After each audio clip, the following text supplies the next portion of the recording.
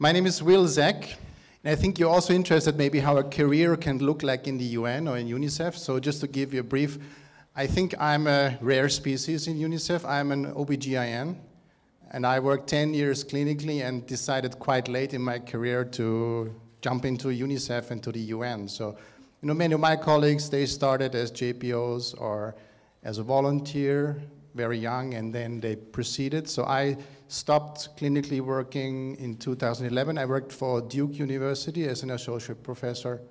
That was my last post, and then I came to UNICEF.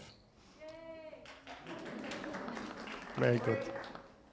So, you know, you can, there are different pathways, and what I would recommend you is to go to the net, and if you can get some CVs from LinkedIn or from somewhere else, just try to see how people made it into UN, how they went into this area. There are different paths, and maybe there's one path that's right for you, that will fit you. But if you're very committed, and if you know already that you want to go in this area, and you're burning for the issue, then maybe it's the right thing for you to do, and you will be very rewarded.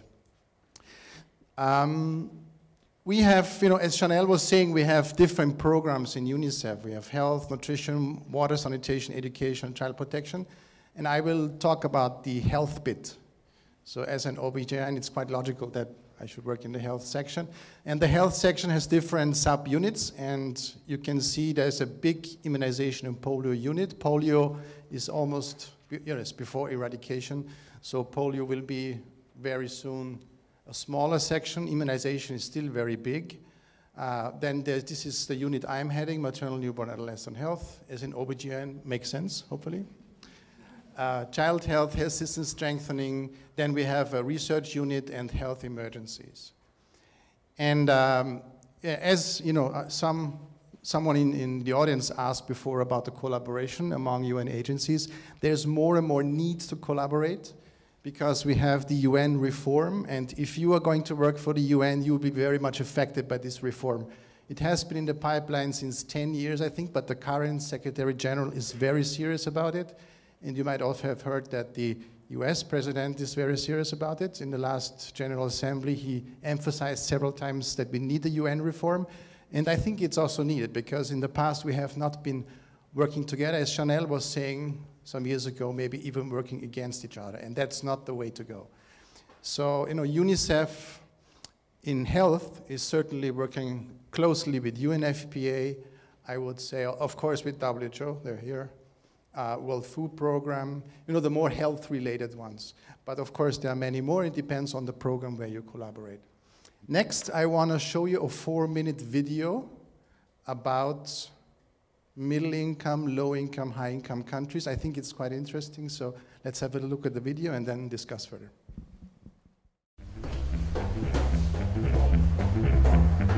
Visualization is right at the heart of my own work too. I teach global health. And I know having the data is not enough. I have to show it in ways people both enjoy and understand. Now, I'm going to try something I've never done before. Animating the data in real space, with a bit of technical assistance from the crew. So, here we go. First, an axis for health, life expectancy, from 25 years to 75 years. And down here, an axis for wealth, income per person, $400,000, $4,000, and $40,000. So down here is poor and sick, and up here is rich and healthy. Now, I'm going to show you the world 200 years ago, in 1810. Here come all the countries. Europe brown, Asia red, Middle East green, Africa south of Sahara blue, and the Americas yellow. And the size of the country bubbles show the size of the population. And in 1810, it was pretty crowded down there, wasn't it? All countries were sick and poor. Life expectancy were below 40 in all countries.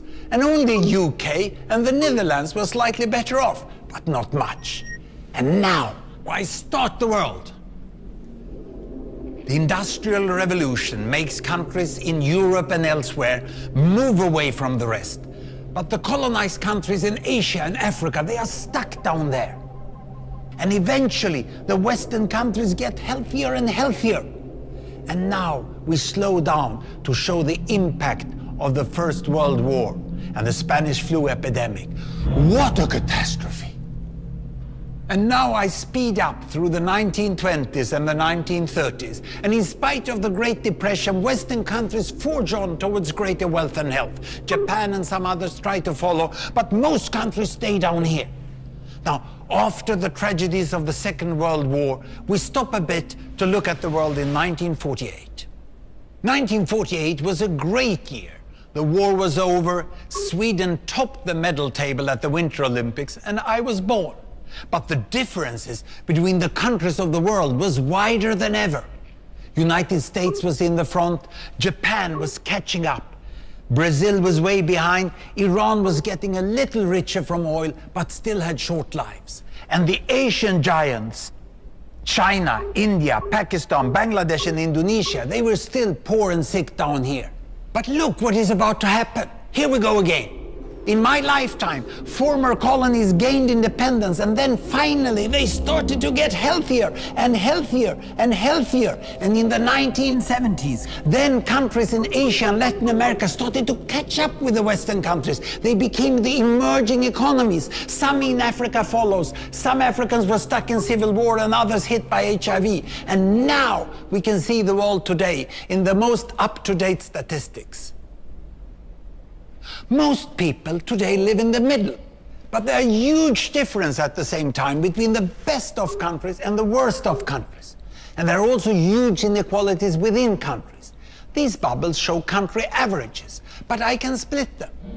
Take China, I can split it into provinces. There goes Shanghai. It has the same wealth and health as Italy today. And there is the poor inland province Guizhou. It is like Pakistan. And if I split it further, the rural parts are like Ghana in Africa. And yet, despite the enormous disparities today, we have seen 200 years of remarkable progress. That huge historical gap between the West and the rest is now closing. We have become an entirely new converging world. And I see a clear trend into the future. With aid, trade, green technology and peace, it's fully possible that everyone can make it to the healthy, wealthy corner. Well, what you just seen in the last few minutes is a story of 200 countries shown over 200 years and beyond. It involved plotting of 120,000 numbers. Pretty neat, huh? Okay, we can go back to the PowerPoint, I think.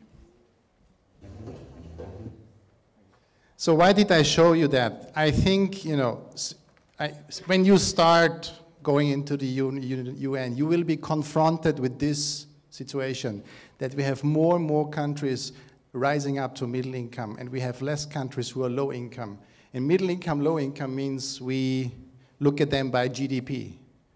But GDP sometimes is not the right cutoff level, and what some countries who become middle-income countries do, they complain because they say, now we're middle-income, we don't get the support by the global community as we had before. So we did a review recently of the 194 states that we work in as UNICEF, and you can see that 45% are middle-income and only 16 are low-income. This is by GDP. And you know, once you enter the system, maybe in a few years or 10 or 15 years, this might be even bigger. And the question is for UNICEF, how are we going to deal with this situation, especially in health? And if you look at, also towards some of the, you know, the Asian countries, China, Philippines, but also Kenya and Indonesia, they have a huge economic growth. This is my country, Austria, very small, tiny, and look at our economic growth. It's really nothing compared to the big countries. So there is a big change going on. The world is changing, and the UN and UNICEF as well, we have to adapt to it. So what we see in countries, as Hans Rosling, the Swedish guy who was there before, was saying, within one country you can have tourism, you can have, you know, cities like New York or Singapore, and then next to it you can have slums. So you can have high, middle, and low income settings within the same country context. And that's why UNICEF has decided to do focus on equity, and equity has been big since many years. What we have is we have vertical inequities, which is within the same district, province, or region, but also horizontal, between districts or between provinces. And at the same time, I think somebody was pointing out, we have more disasters, we have more natural disasters, more conflicts, we have the refugee and the migrant crisis, and that also all is changing the way we work, the way we think. So the question is for us, what does that mean for UNICEF? Our annual budget compared to China is super tiny. So can we make a difference as a UN agency? Also, the donor landscape is changing. Many embassies and countries are shifting in middle-income countries to aid for trade. We are not doing that. So how do we stay relevant, and how can we still win the fight for children? And I think the answer, at least in health, is that we have to get more and more engaged in policy work and upstream work in middle-income countries. And I think this is the expertise that the UN agencies will more and more need in the next 10, 15 years. So it's less implementation like a big NGO kind of, but more policy and really face-to-face with government. I like to call this the muddy boots on the table concept. It means that UNICEF is very strong on the district level, and what we do more and more in those countries in health is we model from the district level and translate this experience into policy level. And this is also what these big economies, big countries want from us. Equities are an issue, but also human rights are an issue. And you can only prove to these governments by showing them things from the ground that they have to change.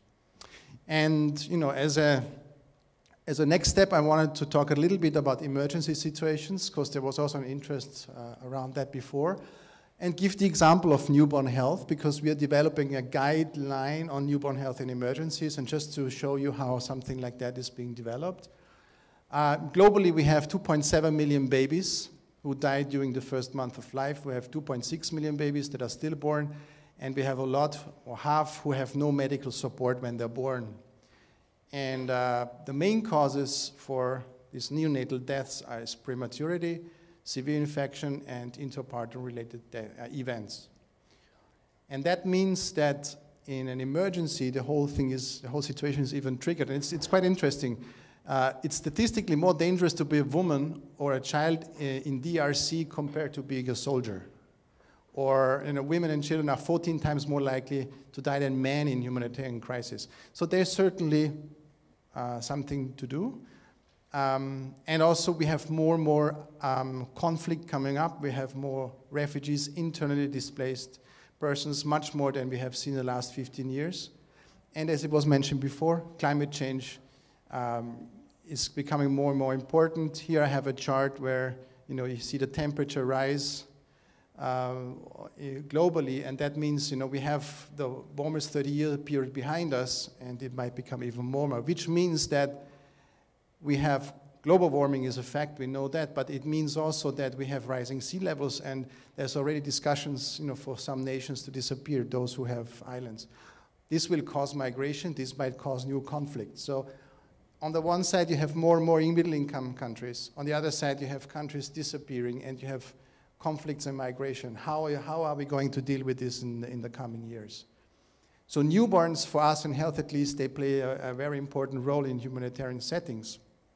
And the contributing factors in humanitarian settings is for sure nutrition, quality of care, inequity, misbeliefs, gaps between needs and resources. This is just a short list, but what I've heard once from a government counterpart in an emergency in the Philippines where I worked before, he was saying for every step towards development, we take 3 steps back when an emergency hits. So whatever you build up in a regular program, it might be destroyed during an emergency. And that's the problem that many countries face. And there are even calculations that investing in resilience gives much more returns, financial returns, than rather not in investing in resilience and just let typhoons happen and not being prepared. So if you look at the delivery room where newborns are born in many parts around the world, and that's maybe one of the better ones, you might go from a low quality and basic servicing to nothing in an emergency. And what we consider in health very important is the maternal newborn care continuum, which means we know that in the first 24 hours, there's the highest rate of maternal and newborn deaths, and that's why it's so important that we focus on both mothers and newborns. And for that, we have developed a newborn health in humanitarian settings guide. It's UNICEF Save the Children, but many more. It's WHO and I think 12 other agencies. And this guide will be launched in December. And at the same time, we are also developing a newborn kit for humanitarian settings. Both the guideline and the kit have been pilot tested in Somalia and South Sudan. And we think, or we have also many requests from government for those kits already. So that's why we are designing those kits, and those kits would be then available in stock for governments to purchase in emergency and humanitarian settings. So as a conclusion, I think we have several issues coming up. One is more emergency situations that might affect you if you enter the system. We have to still support low-income countries, but we have also to adapt to a middle-income country setting. And this is my last picture from the Philippines, just to talk about resilience. The Philippines is being hit by 70 typhoons every year, and around 12 or 10 are really severe, and there was one in 2013, they called it Haiyan. And there were a lot of informal settlers living at the coast. And the government replaced these people after the typhoon and gave them some land in, they're fishermen and so on, but they would have to learn how to do agriculture and become farmers. And many of them just came back after a few weeks after the typhoon and again built their houses or their shacks directly at the water. And there's a little pig looking out of the house. So I'm just saying, resilience makes sense, but sometimes you can just not, change the behavior of people, so it's not that easy. So, thanks.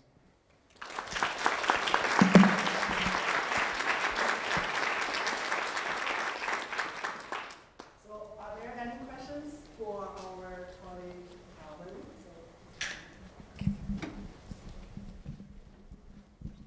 Hi. Thank you for the talk. That was great.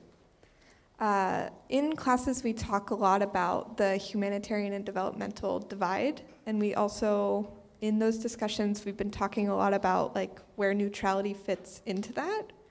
And I found it especially interesting because you talked about the need to increase emergency response in order to make the development work, and also about UNICEF's increased need to engage in policy advocacy. So I just wanted to know what your thoughts were if, doing policy advocacy from a health perspective, if you felt that was kind of apolitical in nature, or if there's, how do you navigate that intersection where you're trying to provide neutral humanitarian response, but also engaging in policy work?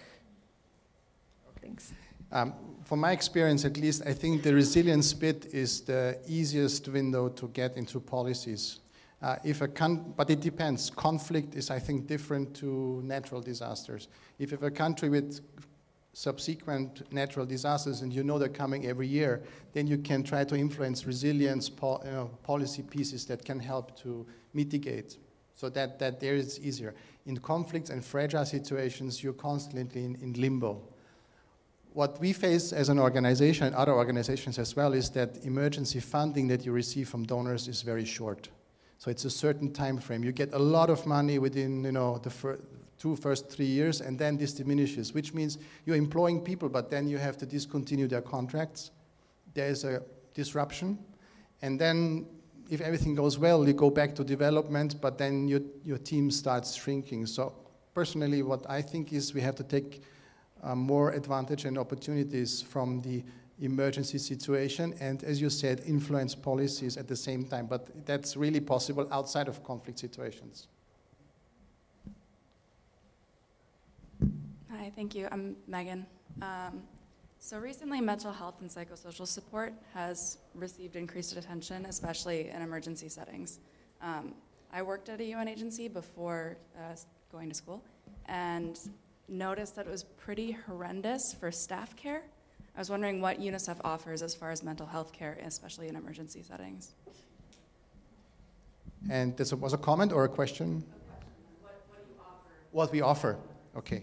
I can only tell you from my own experience when I was leading this health emergency in the high end that we had 2 staff members who were really miserable, and they called us and were crying on the phone. We couldn't get them into a normal state anymore, and we had to fly them out. And then we made sure, it was also the first time that I had to deal with this, and I found out that there was a list of doctors which could be accessed for free. So we were able to bring those staff members to some treatment. So there should be some kind of arrangement. When you're in a hardship duty station, you also get R&R, so recreation period. And I think that's also it's needed for sure. But what I think is, my personal experience from some other countries I visited when I was in the regional office before, Afghanistan and some of those countries, is that everyone has his or her own coping mechanisms, and sometimes people don't come out, and they come out too late, and then they have post-traumatic stress syndrome, or they, alcohol and drug, and these problems appear, and we're all human beings. So I think maybe what the organization would have to do is also to prepare people in terms of speaking up when there is an issue rather than not talking about it. But it's also, I would say, a cultural issue where you're from.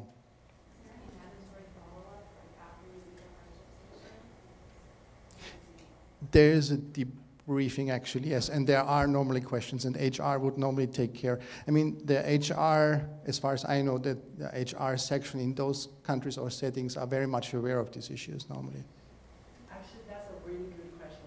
So in the last session, we'll have actually called it the emergency team.